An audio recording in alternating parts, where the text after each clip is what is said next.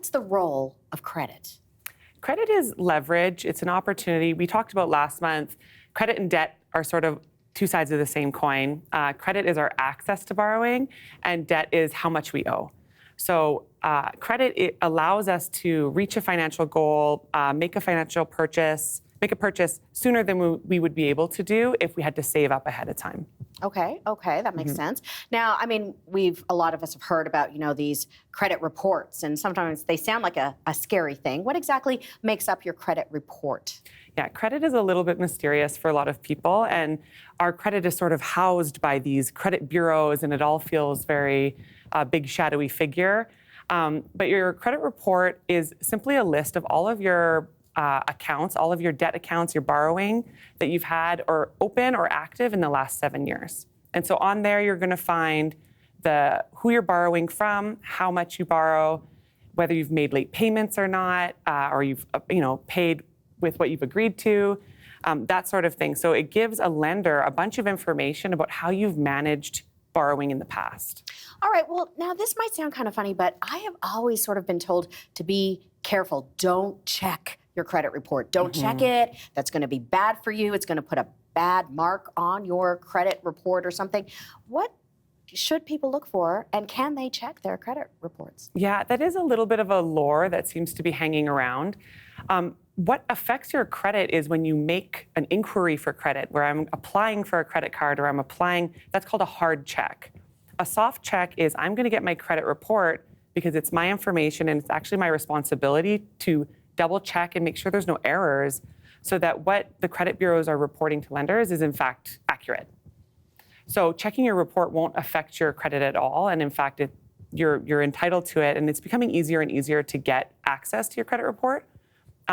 Lots of banks now, there might be a little credit tab where you can actually see your credit report and your score every month and check for errors and be able to make those corrections. Okay. So people can get into their credit report without worrying about, doing some terrible damage to their rating or anything like that. Yes, both from Equifax and TransUnion, and you'll have different credit reports from each because not all lenders report to both bureaus. Okay, good to know. So now once you do get into that credit report of yours, what kinds of fixes should you be looking to make there? You're going to be looking to make sure that everything is spelled correctly, that your address is correct, social insurance number, birthday, and making sure that you're looking for anything that was open that you didn't open.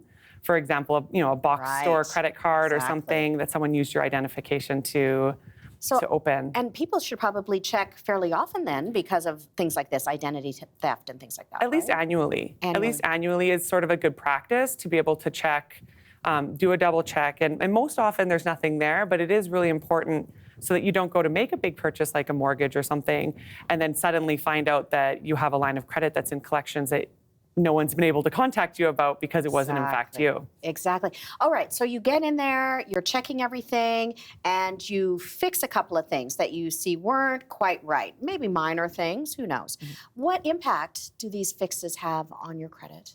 That can have a big impact on your credit. If you've looked at your credit report and it's reporting that you have several really late payments on a card, you can contact them, find out when that is, and if you have proof that that's not true, you can make a correction, and those types of things are going to have a huge impact on your credit score, and it's going to make, when you go to get financing, allow a lender to see, they're responsibly using their credit. So it can make a huge difference. Well, I want to pick up on something you mentioned, your credit score. What exactly is that?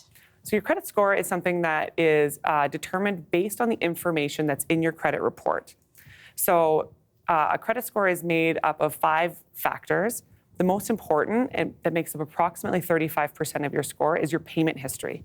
So lenders really want to know that you're making payments on a regular basis. The second largest that makes up 30% of your score is utilization. So that means how much access to credit do you have, what's your credit limit, versus how much of your credit are you using every month. Then payment history, or your credit history, how long have you had cards, how long have you been able to manage accounts and have them open? How many inquiries are you making every 12, 18 months? If you've applied for 7 credit cards in a year, that's going to be red flags for a lender. And the last part is a credit mix. Do you only have revolving credit? Do you have installment loans? Have you been able to manage a variety of types of credit? And those, becomes less and less impactful. The biggest impact, the one to focus most on, is payment history, making your payments on time, and your utilization. Okay, let's say that someone was not so good at doing some of those things and their credit score is maybe mid-range, not so great. How can a person actually improve their credit score? The things, there are a lot of scams to be wary of, a lot of credit repair scams. And what we can do as individuals is work on our utilization, try to reduce the balance that gets reported on our statement. So making a payment before, not on your due date, but before your statement date is really helpful. And trying to reduce how much we're spending so that our overall balance can come down. An ideal utilization is only ever using about 30% of the available credit to you. Some of us sort of sit at 75% all the time. And every time you go down, it makes an improvement to your credit score. The other thing is checking for errors and making those errors, contacting the bureau and having them make that correction. That's the best thing that you can do in a short period of time. Otherwise, it's just a matter of long game. You really do just have to make payments the way that you feel that you can and on time every time. Yeah.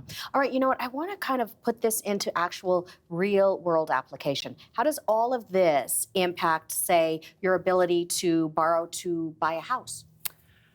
Credit score really ends up being the biggest impact for interest rate.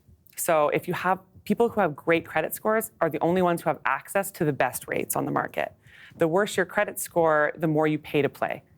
And in Canada, you need a credit score of at least 620 to 680 to be able to access traditional lenders. You may be able to get, a mortgage from a non-traditional lender, but you are going to have a way higher increase. The other issue is with stress test, you may not be able to qualify for as much if your credit score isn't as good. Okay, good information there. I feel like we've just scratched the surface, and we'll be talking more about home buying when Lauren joins us again next month. That was Lauren Canafranca, CBC Edmonton's financial columnist. Awesome, thank you.